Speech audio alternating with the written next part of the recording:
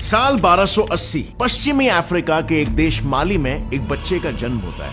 आज इस बच्चे की किलकारियां कल उस राजा के आवाज में बदलने वाली थी जो बड़ा होकर इस धरती का आज तक का सबसे अमीर इंसान बनने वाला था। इतना अमीर कि आज के टॉप बिलियनर जैसे कि इलॉन मस्क, जेफ बेजोस और बाकी के अमीर लोगों की अगर सारी वेल्थ और जायदाद एक साथ जोड़ भी दे तो भी इसके रहीसी के पास ना आ पाए। इस बच्चे का नाम और कोई नहीं बल्कि मनसा मूसा था। माली में मनसा इस शब्द का अर्थ होता है सुल्तान यानी कि बादशाह, और ये बच्चा मूसा माली का मनसा बनने वाला था, क्योंकि कुछ लोगों का ये कहना था कि मूसा माली के शाही घराने का असली वंशज था, यानी माली के बादशाह फगाले का बेटा, और इसी वजह से वही शाही गद्दी का असली हकदार होने वाला था। लेकिन यहाँ पर एक और एक थियरी भी आती है कि मूसा असल में माली के 9वें सुल्तान अबू बकरी कीता का एक भरोसेमंद मंत्री था और इसीलिए उसे राजगद्दी दी गई थी। अब सच क्या है ये तो आज तक सर्टेनिटी से कोई नहीं कह सकता। सो चलो सीधा मूसा के मनसा बनने के सफर पे आ जाते हैं। अब हुआ ये था कि 1312 में बादशाह अबू बकरी के दिमाग में एक बात आती है कि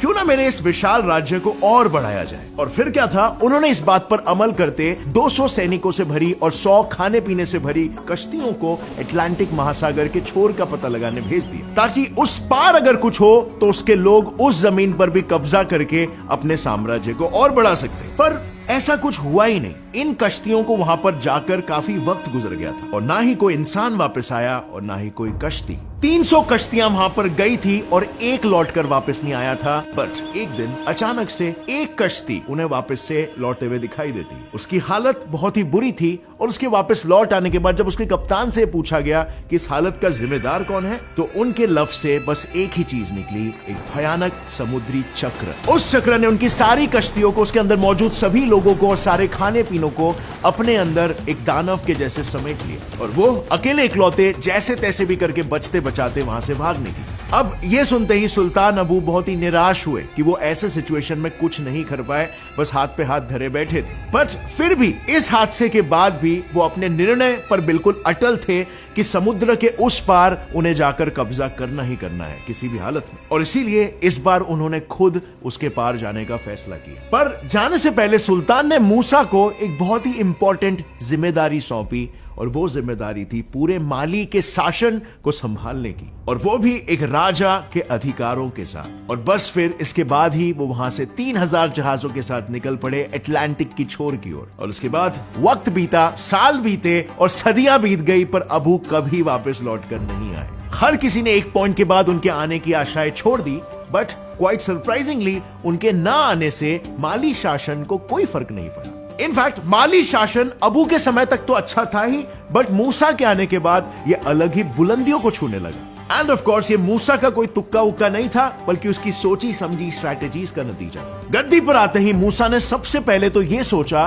कि कैसे राज्य की आय यानी कि रेवेन्यू को बढ़ाया जा सके, और उस वक्त इस सवाल का जवाब बिल्कुल सिंपल था। 2 सबसे अहम चीजें, सोना और नमक को अपने अंदर कर लो और फिर उन्हें बेचकर पैसे आते रहेंगे। और ये करने के लिए उसने ऐसे राज्यों पर हमला करना शुरू कर दिया जिनके पास सोने और नमक की खदानें थी, जैसे कि बुम्बुक गोल्ड माइन जो तब भी सोना देती थी और आज भी सोना देती है, और इसके साथ ही इज्जिल, औलिल और तगाजा जहां से नमक निकलता है। अब जाहिर सी बात है मिनरल्स का मिलना इज इक्वल टू पैसा, और अगर राज्य में पैसा आएगा तो ऑब्वियसली राज्य के शाही खजाने में बढ़ोतरी होगी, और शाही खजाने में बढ़ोतरी से राज्य और राजा ये दोनों भी अमीर हो जाएंगे और फलेंगे फूलेंगे। और ऐसा हुआ भी। इन सारे आक्रमणों के बाद माली साम्राज्य इतना बड़ा हुआ कि पूर्व से पश्चिम तक माली की सीमाएं अटलांटिक तट से नाइजर नदी तक और बढ़ी, और उत्तर से दक्षिण तक यही सीमाएं सब सहारा से लेकर फॉरेस्ट ऑफ इक्वेटोरियल अफ्रीका तक बढ़ गई। अब वैसे फ्रेंड्स अगर मैं बात करूं उस वक्त की, तो तब ऐसे अमीर बनना शायद सही भी था, क्योंकि उस वक्त सभी राजा महाराजाओं की आइडियोलॉजी भी वैसी चलती थी। लेकिन आज इन 21st सेंचुरी हम ऐसा बिल्कुल भी नहीं कर सकते, क्योंकि अभी के मॉडर्नाइजेशन के चलते काफी सारी चीजें सिविलाइज्ड हो चुकी है। आज के दौर पे आपको अमीर बनने के लिए आपको कैपिटलिस्टिक किंग बनना पड़ेगा बेसिकली, यानी कि कोई ऐसा प्रोडक्ट या सर्विस सेल करो जो उनके जिंदगी में कोई पर्टिकुलर प्रॉब्लम को सॉल्व करे।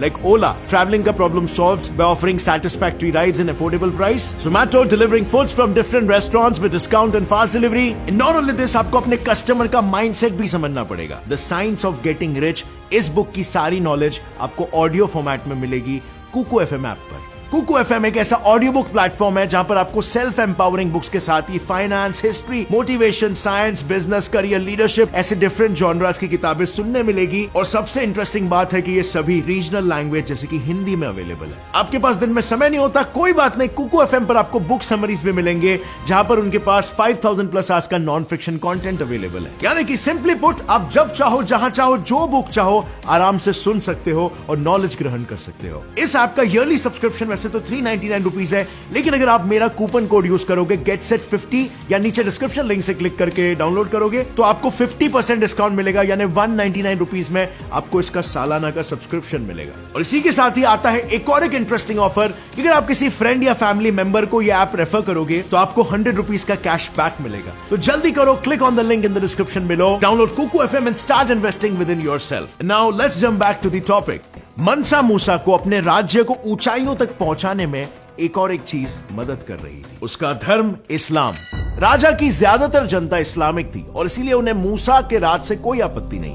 पर मूसा के राज्य में कुछ ऐसे भी काबिले थे जो इस्लाम में नहीं मानते थे, और उन्हीं काबिले में से एक था बाम्बुक माइनर्स का। उन्होंने मनसा के धर्म इस्लाम के खिलाफ विद्रोह किया क्योंकि उन्हें उनका धर्म खतरे में लगने लग रहा था। लेकिन मनसा की इतनी विशाल सेना के सामने वो थोड़ी ना टिकने वाले थे, और ऐसा हुआ भी। मनसा मूसा ने अपनी सेना की मदद से इस विद्रोह पर काबू पा लिया, पर मूसा ने उन्हें मारा नहीं। उसने झट से ये बात समझ ली कि अगर उसे शासन बनाए रखना है तो उसे बाकी के धर्मों को भी साथ लेकर चलना होगा, और इसीलिए माली साम्राज्य का स्टेट रिलीजन तो इस्लामी था, पर कुरान के कानून वहां पर लागू नहीं होते थे। इसे आसान शब्दों में समझे तो माली राज्य इस्लामिक होने के बाद भी वहां पर सारे धर्मों को उनका धर्म प्रैक्टिस करने की छूट देता था, यानी कि उसके राज्य के सभी लोग उसके साथ थे। बट सिर्फ उसके राज्य के ही नहीं, बल्कि आसपास के नेबरिंग राज्य के भी, क्योंकि उस वक्त सारे इस्लामिक राज्य एक दूसरे को अपना एलाय मानते थे। अब माली के आसपास तब भी और आज भी इस्लामिक कंट्रीज ही है, और इसीलिए माली साम्राज्य को दूसरे राज्यों से हमले की कभी चिंता भी नहीं रही।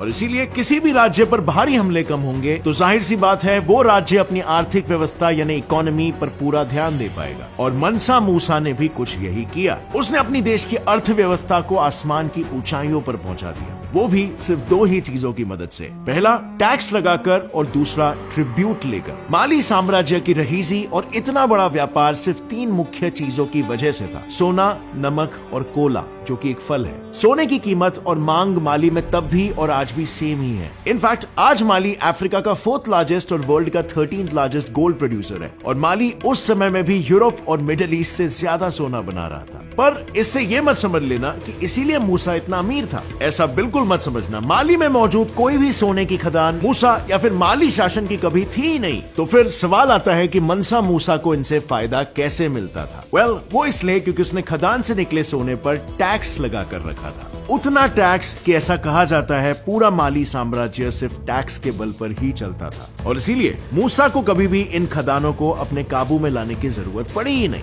इनफैक्ट मूसा ने तो इन खदानों की लोकेशंस को भी दुनिया की नजरों से सीक्रेट रखा था। माइनर कम्युनिटीज अपना सोना सूडान के मिडिलमैन को जरूरत की चीजों के बदले बेचते, और ये सूडानी जरूरत की चीजों को बाहर के ट्रेडर से खरीदते, और इस तरह से किसी बाहर वालों को इन माइंस का पता ही नहीं चलता। लेकिन दूसरी ओर नमक की खदानों और कोला फल भी माली की अर्थव्यवस्था में बहुत अहम भूमिका निभा रहे थे। अब ये नमक कोई खास नमक नहीं था, ये वही रोजमर्रा के खाने में डालने वाला नमक है, पर सिर्फ खाने में नहीं, सहारा जैसे रेगिस्तान में खाने की चीजों को खराब होने से बचाने में भी ये बहुत ही काम आता था। और इसीलिए उस वक्त नमक की कीमत भी सोने से कम नहीं थी। और कोला एक ऐसा फल है जो रेगिस्तान में पानी की प्यास लगने से रोकता है, और इसी वजह से इन दोनों चीजों का व्यापार काफी ज्यादा बढ़ चढ़ रहा था। अब सिंपल सी बात है, जिन चीजों की काफी ज्यादा डिमांड होगी उन पर टैक्स भी ज्यादा लगेगा, और ऐसा था भी। इन चीजों की ट्रेड पर मूसा ने हेवी टैक्स लगाया हुआ था, और बस इसी के दम पर मनसा मूसा इतनी अमीरी में जी रहा था कि आज किसी जानकार से पूछा जाए कि उसकी वेल्थ कितनी होगी तो उसका बस एक ही जवाब होगा, इनकैलकुलेबल। वेल, इस इनकैलकुलेबल वेल्थ का नजारा मनसा मूसा के 9600 किलोमीटर्स की हज यात्रा के दौरान देखने मिला। बाकी मुसलमानों की तरह मनसा मूसा भी अपनी हज यात्रा पूरी करने साल 1324 में निकल पड़ा, पर इस यात्रा पर वो अकेले नहीं था, उसके साथ एक बहुत ही बड़ा काफिला था, इतना बड़ा कि उसके बारे में आप लोग सोच भी नहीं सकते हो। वेल, गेस करना चाहोगे? क्या लगता है आपको कितने लोग साथ होंगे? 5000, 10,000? वेल 60,000 लोगों का काफिला साथ निकला था, जिसमें से 12,000 तो सिर्फ गुलाम ही थे जिनका काम था सोने से भरे बक्सों को उठाना। इसके अलावा 8 ऊंट जिनके पीठ पर सोने के पाउडर से भरे बक्से लदे हुए थे। और ये सब क्यों? वेल ये सारा सोना सिर्फ ज़कात यानी कि चैरिटी के लिए था। दैट्स राइट, करीबन 20,000 किलो सोना बस बांटने के लिए था। सो जैसे जैसे मूसा आगे बढ़ता वो सोना उन जगहों पर सामने आए जरूरतमंदों के बीच बांटते जाता। इसके अलावा जहां भी उसका काफिला शुक्रवार को रुकता उन जगहों पर उसने मस्जिदें बनवाई। इनफैक्ट सफर के दौरान मूसा की दूसरी बीवी को एक जगह पर रेगिस्तानी धूल से थोड़ी परेशानी हो गई थी, तो उसने उस जगह पर तुरंत ही एक इरिगेशन सिस्टम बनवा लिया। मूसा ने कायरो, मक्का और मदीना हर जगह पर 20-20 हजार सोने की ईंटें बांट दी। अब माइंड यू, आज तक बहुत सारे राजाओं ने दान दिए हैं, लेकिन इसने कितना बड़ा दान दिया था ये बात आप इस फैक्ट से जान ही सकते हो कि उसके ज़कात की वजह से पूरे मिडिल ईस्ट और अफ्रीका में हाइपर इन्फ्लेशन आ गया था। इतना बड़ा इन्फ्लेशन कि सोने का भाव एक ही झटके में गिर गया। इंसानी इतिहास में यह पहली बार हुआ था कि किसी एक इंसान के दान के वजह से किसी रीजन में हाइपर इन्फ्लेशन आ गया। पर फिर उसके आगे सोने का भाव क्या हुआ इसका पता इतिहास में दर्ज नहीं है। लेकिन इतनी दानवीर हरकतों के बाद भी माली साम्राज्य ज्यादा देर तक शिखर पर टिका नहीं। मूसा के मौत के बाद ही उसके सारे मंत्रियों ने बेईमानी करना शुरू कर दिया और राज्य को अपने इन्फ्लुएंस में लेना शुरू कर दिया। और वो राज्य जिस पर मूसा ने कब्जा किया था वो सारे राज्य अपने विल से माली से अलग हो गए और इसी के साथ ही माली साम्राज्य का अंत हो गया। अब अगर देखा जाए ना तो माली साम्राज्य का राजा अच्छा, वहां के लोग खुश, राज्य का शाही खजाना भरा हुआ, किसी दूसरे राज्य का माली पर हमला करने की कोई गुंजाइश नहीं। इसी वजह से माली साम्राज्य दुनिया में इतना अमीर हो पाया। वेल, अब आप मुझे बताओ इस कहानी से आपको क्या सीखने मिलता है और हमारा देश इंडिया हिस्ट्री के इस एपिसोड से क्या चीजें इंप्लीमेंट कर सकता है। कमेंट सेक्शन में नीचे बताना। अगर ये वीडियो पसंद आया एक लाइक जरूर ठोकना। Get set life fact channel को भी सब्सक्राइब कर लो और बेल नोटिफिकेशन दबाओ ताकि आगे आने वाली हमारी कोई वीडियो की अपडेट आप मिस ना कर सको। और फ्रेंड्स, जाने से पहले कुकू एफएम ऐप को इंस्टॉल करना मत भूलना। Click on the link in the description below and get 50% off. As always, stay curious, keep learning and keep growing. जय हिंद।